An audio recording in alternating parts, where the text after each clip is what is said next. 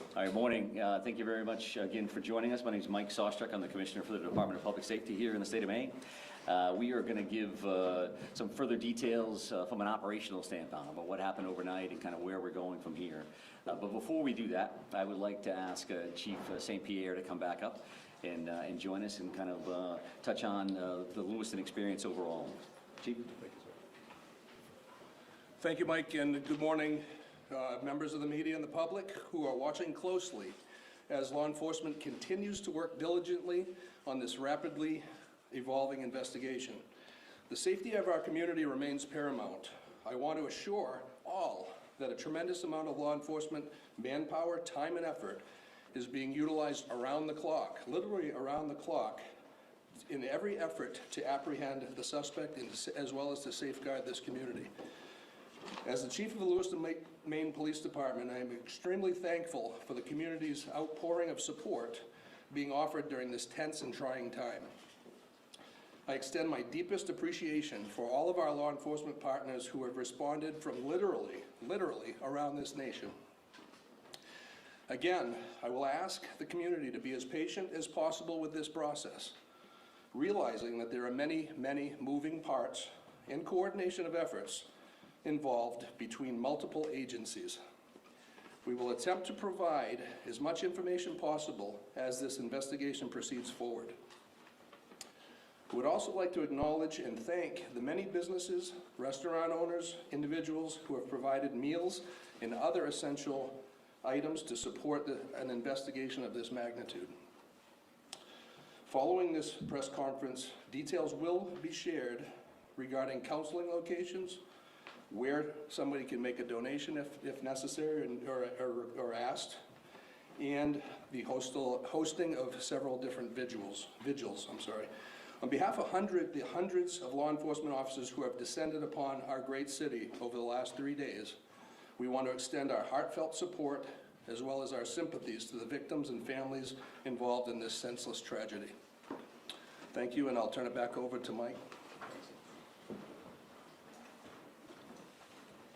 Thank you, Chief. I appreciate that. So I guess for starters, I want to make sure that we always take a moment to acknowledge the victims, their families, and how this is negatively impacting the state of Maine, the city of Lewiston, and really our entire country. We know when these things occur around our country, we are all so incredibly focused on what happened, and then we try to get to the why.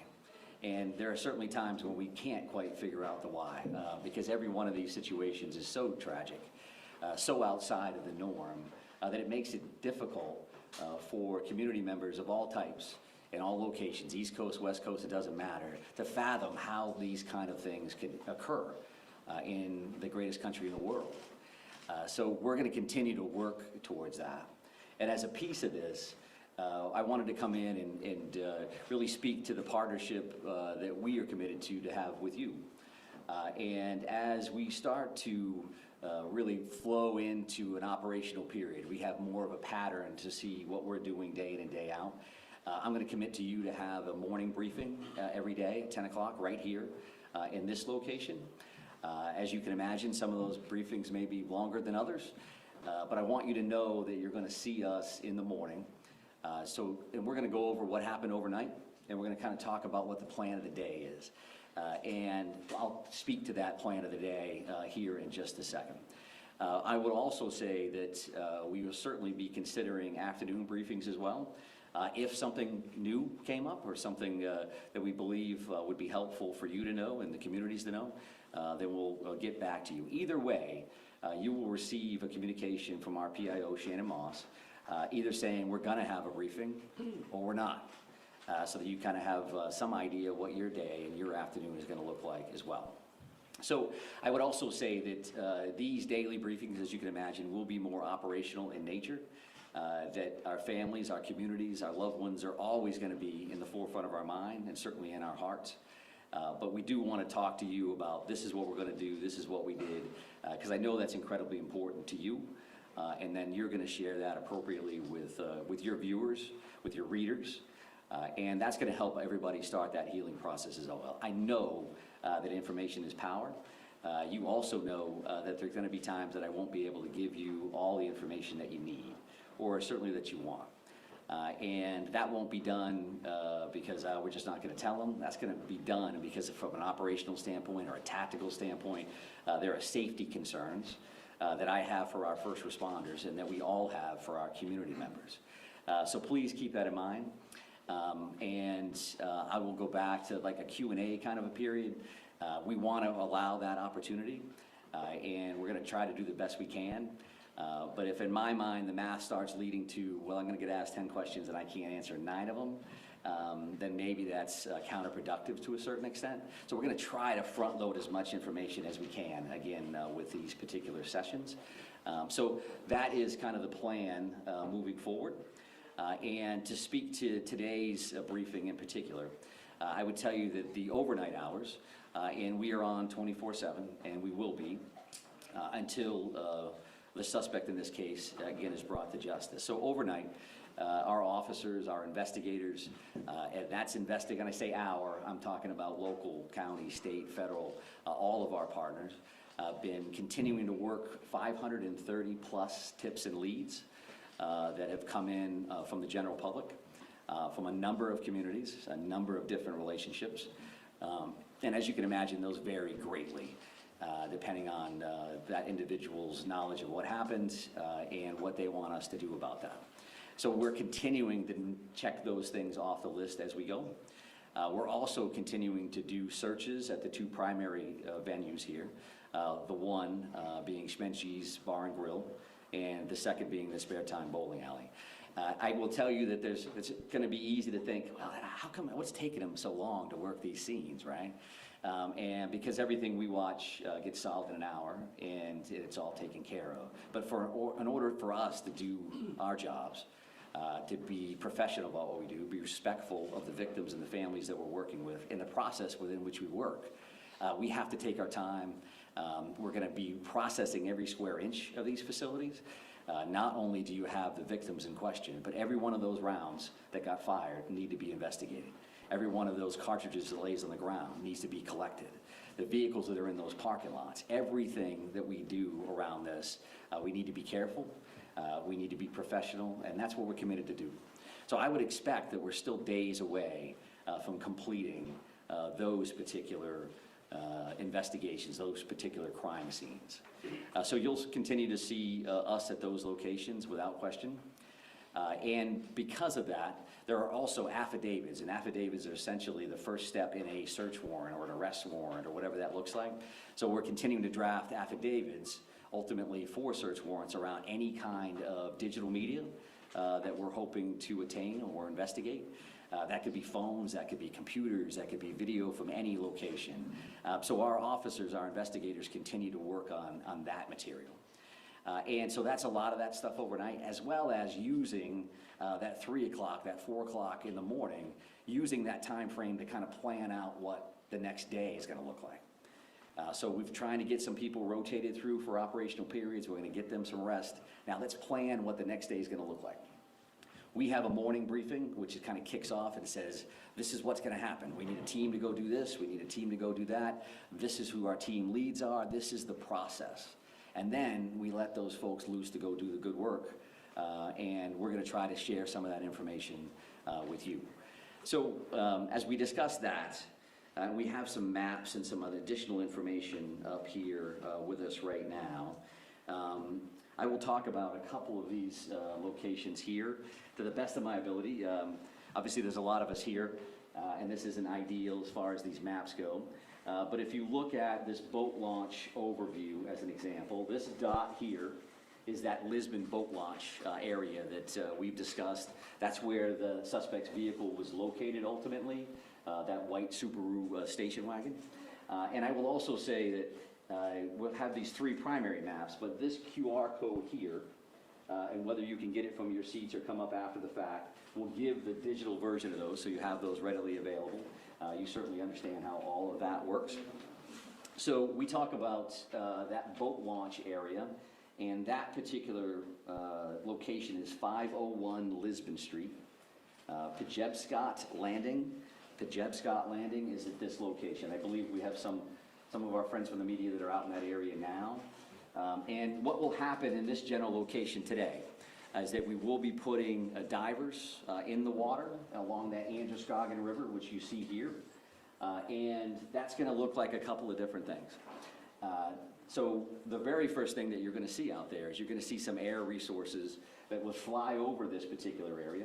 And they're looking to see what can we clear from the air. Do I have to put divers in that particular area, or can I tell from the top, based on the current and how muddy the water is and all those other things, can I see to the very bottom here? So that's going to start this entire process. Then there's going to be some screening and some divers that are actually in the water that may start on this side by the boat launch and will continue on this side. I would envision at some point that we'll be moving over to these particular locations here for ground searches as well. So that's gonna look like a bunch of different things. So they could be dragging a diver behind them, literally, while that diver is checking for evidence, checking for potential bodies. And I would also say that while this is gonna look like a major focus today with a lot of people, we have a lot of other irons in the fire. So I'm not saying that the suspect, we know the suspect is in the water and this is what we're doing. What I'm telling you is you're gonna see a lot of activity here, and I'm gonna tell you that in advance. We've got nothing to hide in that regard at all. So then you're gonna have some sonar as well that's gonna be utilized here. And that can look like a couple of different things. A remote operating vehicle, an ROV, is divers could use that. And that will look like a pod under the water. And that is looking for sonar, so picking up shadows, if you will, of what does that look like? Could be a log, could be anything under there. And our divers, that dive team, and that, when I say, again, our divers, that's gonna be teams from all over the place. Our Maine Warden Service is heavily involved in this. We work with them all the time. The Maine State Police dive team will be in the water and will be leading this initiative. So that's what we'll see here with a couple of different kinds of sonar. And then along the shoreline, you're gonna see a line search, if you will. That means literally officers on line as they're working that shoreline. And of course, they're looking for evidence. They're looking for anything that may help them down the road. Now, I say you'll see this because for us, we want to make sure that we're working with you. So there is a church parking lot across the road here. And there's also some parking available on this side of the road. Mark Laddie, who is the PIO from the Maine Warden Service, and some officers will be in this area to assist. So if you decide that you want to go to that location to pick up video and see what they're up to, then I think there's some parking opportunities here. This 196 can be busy. This area here happens to be pretty low speed. At least that's what the speed limit is. So we're going to be around there to try to keep that as safe as possible. But we want you to be mindful that we may ask you not to stand on a railroad trestle, or, we want you to get your coverage. We want to be partners with you. However, you're not going to be able to have full access to that site. I think that's common sense. And we want to make sure that you can do your jobs and we can help you facilitate that. So you're going to see a bunch of people in that area, that 531 Lisbon Road. A couple of these other locations, if we start here, this is the bowling alley scene. This red dot is actually where that is. You all understand that. We will have some additional officers there checking this wood line and continuing to do those sweeps, those searches. There was a lot of shots fired in these locations. We want to make sure we have all the evidence humanly possible. And then this is far from ideal, considering it's directly behind the podium. But this is... Can we do that? We're jammed in here with the wall. Yeah, we may lean towards that QR code. If you can't see that, I apologize. We'll have to take a look at this particular option in the future if this works for us. But the bar and grill here, there is a red dot, and you can see some wood line around that. Each one of these locations is going to have lots of police officers there, as you imagine.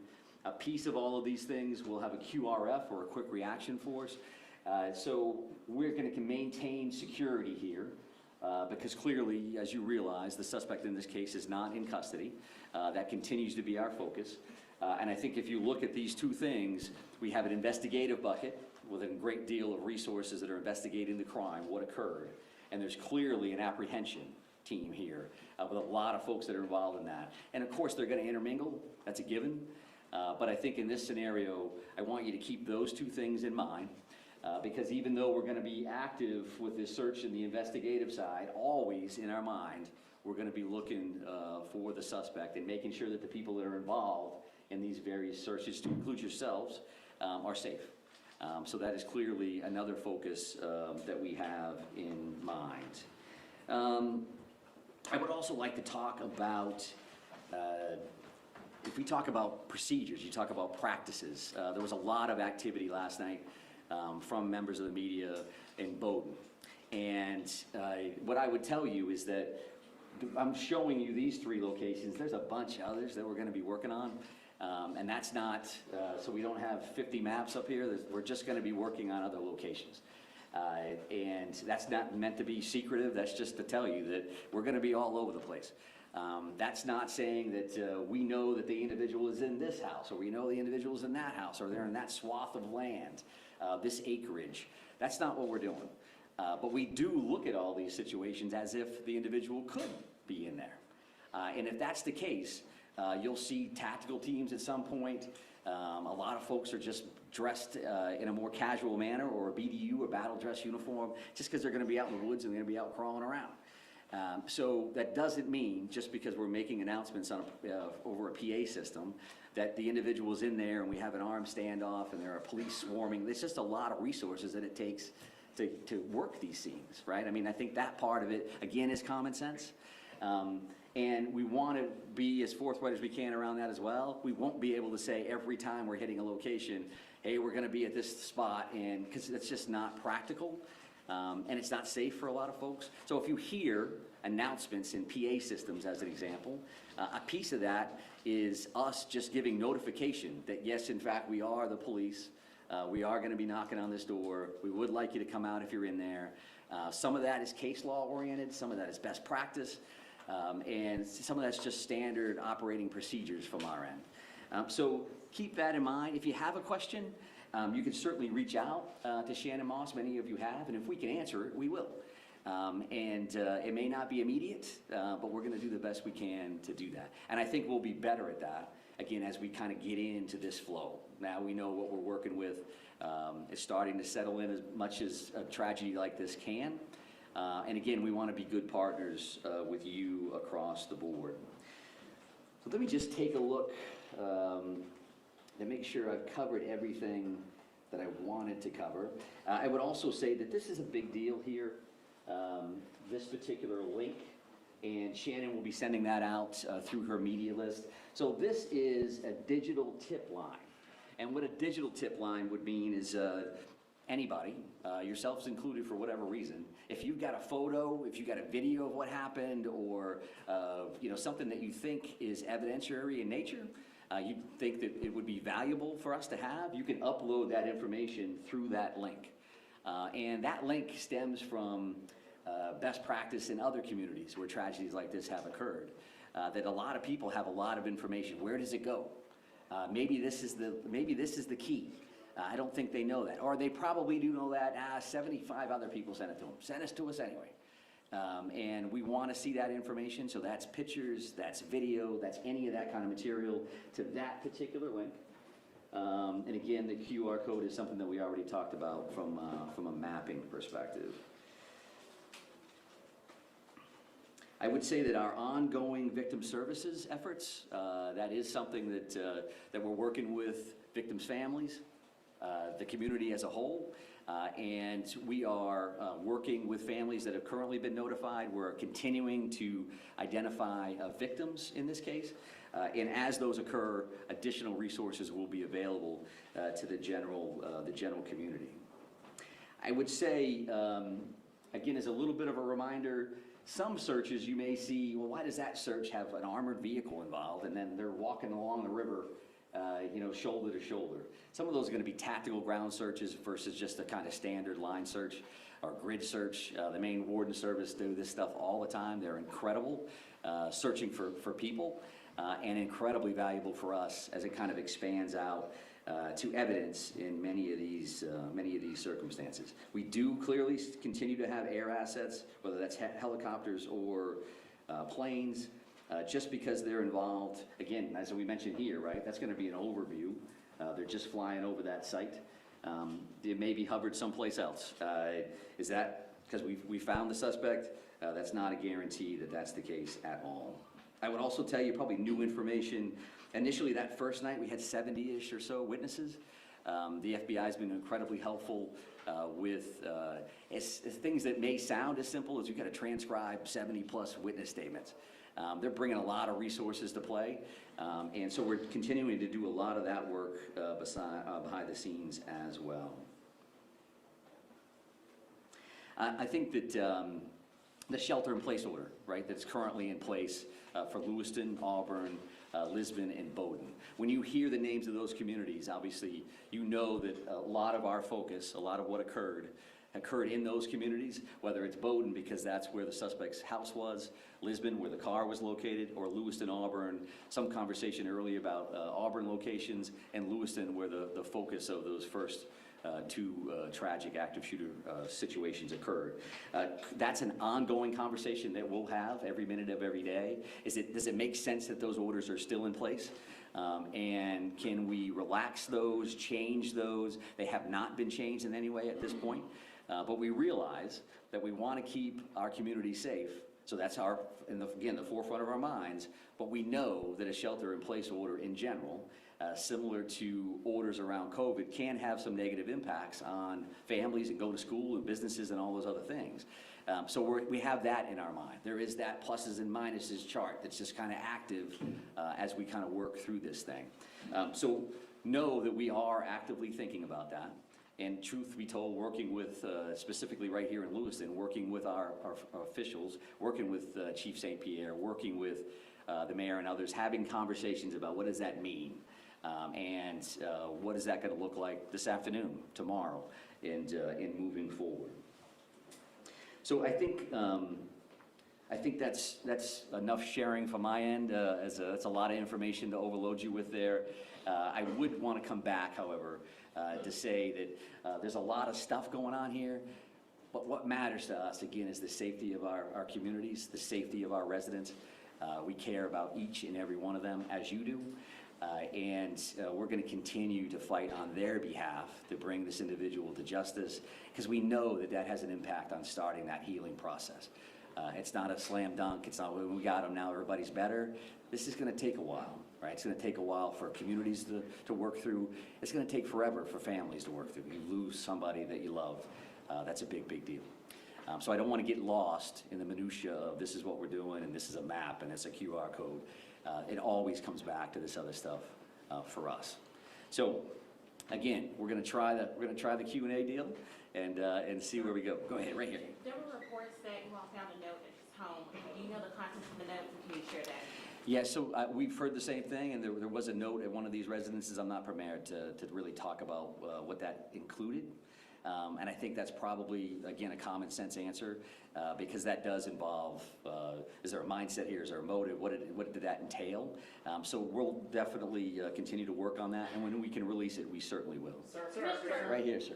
Commissioner, so in reference specifically to what's behind you and what's going on at the river, is there any information that you have that's leading you in the direction that he may have killed himself and his body is in there, or is it just one of the possibilities? Well, I think one of the possibilities is key, right? Because clearly we don't have him located at this point. We don't have him in custody. So all of those options are on the table. We certainly don't want to wait too long, because the river is a big piece of this. The car was located there. Evidence is located in the vehicle or right there along the shores of the Androscoggin River. So that's stuff that we want to make sure that we're checking, and we're using the resources that we have available. We're using the expertise that we have available with the dive team and all our partners to make sure we're checking that. At the same time, right, we're checking all these other things. We're working through the crime lab on this other information. So all of those things are occurring at the same time. I would also state, and I want to make sure that I say this because they've been very, very helpful. The Brookfield Power Company owns 2 dams, operates 2 dams in this area, and they've been very cooperative. You know, they live it every day. So as an example, one of the things that we're doing, the river currently runs at like 8,500 cubic square feet per second, and when they tighten the dam tools down, they actually lower that down to like 5,500 cubic feet, right? Does that mean anything to you? What it means to us is that that current, if we can slow that current down, we can lower the amount of water in the river. It's certainly easier for us to work. It's easier for our divers to see in clearer water than muddier water. If it's a foot lower than it was before, it's easier for us to work. And there's different searches, obviously, but unfortunately, people lose their lives in bodies of water on a regular basis. So this is something that we're trying to dial it in. But yes, sir, right here. Yep. Deer hunting starts tomorrow. Yeah, it sure does, yep. Yeah, can you address that? Yeah, sure. So I've had conversations with Commissioner Camuso, Inland Fisheries and Wildlife. Judy's great. We are having those conversations. I would expect to hear more about that later in the day. It's a big deal in Maine. It may not be a big deal for a lot of people from other communities, but we know what that's going to look like. We also know we're in the woods. You know, if you just happen to be in the woods, minding your own business, going for a walk, that's going to make us a little concerned, right? So it's definitely a good question. It's something that we're actively working on. Right here, sir. You talk about this tremendous amount of assets here Yep. and the search for him. Can you talk about the pressure you guys are feeling to find him, to give this community some sense of answers as this enters its third day? Yeah, sure. I think, you know, pressure is one way to put it. I mean, we're concerned about the victims, their families, and our communities. I'm concerned every day, 24/7, 365, at this point for 30 years. That's why I got into this business. We do want to help people. We do want to make them safe. Making them safe and making them feel safe may not necessarily be the same thing either, right? Because I think our law enforcement partners, our first responders around the state, everybody is dialed in. They do that all day, every day. This is clearly a completely different animal. So for us, we want to make sure that we bring this individual to custody. But we got to do it right. We got to do it the safe way. Don't want to see anybody else get hurt, certainly our people and our community members. So we want to make sure that we do that right. We're not going to be rushed, but we're running right on that level. That we're going to work as hard as we can, as fast as we can, with as many resources as we can to try to bring some kind of closure. Right here, ma'am. Right here, ma'am. We understand that the family is being cooperative. What are they telling you? Oh, I think whether you see the 530 tips and leads overall, I think we're seeing a lot of cooperation across the board. I'm not going to speak to anybody in particular, but I think there's a lot of cooperation. There's a lot of compassion here. There's empathy that people understand what happened here, not only to the victims, but again to the state and to our country.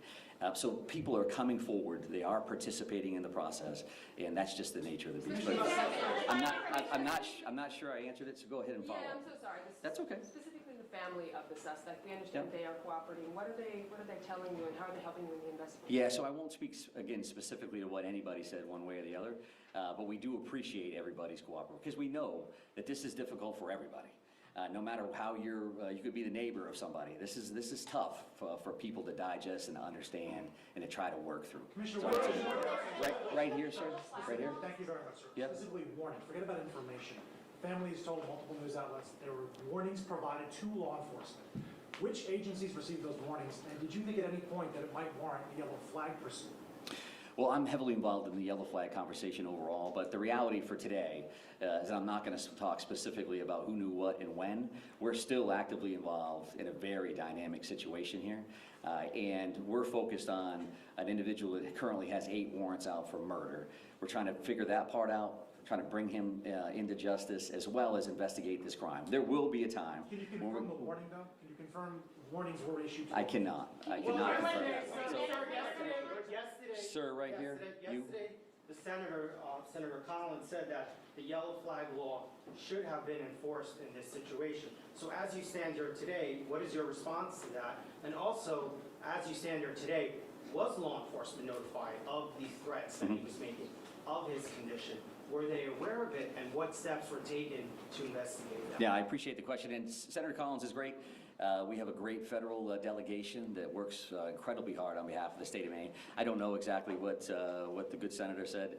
I respect her a great deal, so I won't answer to any comments that she made. If that's her perspective, based on what she knows through the general public or otherwise, then that's fine. She certainly has the right to do that. But based on what I've seen, we're going to continue to work through that. We asked good questions. It may even have been you, sir, around the firearm itself, and there's going to be an opportunity. The ATF ATF is here, the ATF is working with us, they have been there since the first second. There's going to be an opportunity to answer all those questions and figure out, so was that a violation or not? It's also an opportunity from an educational standpoint to talk about what that really means, what that really looks like, and what the options in fact are. Right, I mean, the thing is that folks want to know. I'm gonna go over here though, sir, so I appreciate the follow-up in the initial question. You, Talk about timeline yesterday, 911 calls. Do you have the time, precise times that police arrived on the scene? arrived, no. So it was 6:56 for the initial call, and then 7:08 for the second call, multiple calls for each location. And so that's what I had. I don't know exactly when they arrived, other than to say these calls in any scenario are a priority, to say the least. So everybody's going, and they're going as fast as humanly possible. So that's the. I'm not done answering the first question. So was that enough, sir? Does that make sense on that? I will take a look at the arrival time so that we have that information, and we may be able to provide that at a different. And I would say this, okay? The way this is going to work, just so we're all clear, the way this is going to work is if we have a Q&A and you ask me questions and I attempt to answer them, as soon as we start yelling over each other, I'm done. Just so we're clear. And we don't want to do that. We're trying to be as cooperative as we can across the board. But we'll be back another time, and we're just trying to figure that out. Yes, sir, right here. Thank you. We're coming up on 48 hours. Are you concerned the trail is growing cold? I think that every minute that this goes on, we're more and more concerned, because what's the next thing that's going to happen? And we understand that, and that's why we're working 24/7 to bring this individual to justice and to try to bring some closure and overall safety to our communities. So yes, we feel that just as much as the community member does or any of us. This is a privilege. This is an honor we have to do something about these tragedies when they occur. In many instances, I've been in those scenarios. This happens out of state. You're sitting on your couch wishing you could do something to help. Well, we're in a position to do something to help, and we will. There's no question in my mind that we will bring this individual into custody one way or the other. I'm going to take one more question from you, sir, and then we're going to be done. Confirm that you've identified 16 out of the 18 bodies, and if so, can you confirm the demographics, please? Yeah, and I think that that may be a question, the specifics may be a question for a future briefing. We have identified and notified the families of 8 of the 18 fatalities that were involved in this incident. We mentioned those 8 murder warrants, and the reason why we have 18 victims, we only have 8 of those warrants. That's because 8 of those people have been identified, and 8 of those people, the families have been notified, which is certainly key for us to make sure we get that right. But further demographics around that, the colonel gave gender yesterday, and we'll take a look at ages and some other information. I'd like to be able to. 16 number is inaccurate. So I'd like to be able to honor the group of victims by talking about them in a specific session that I would view coming shortly. 8 of the 18 have been identified and notified, not 16, and I don't know where that came from. So thank you very much. I do appreciate it. We will see you again along the way. Thank you.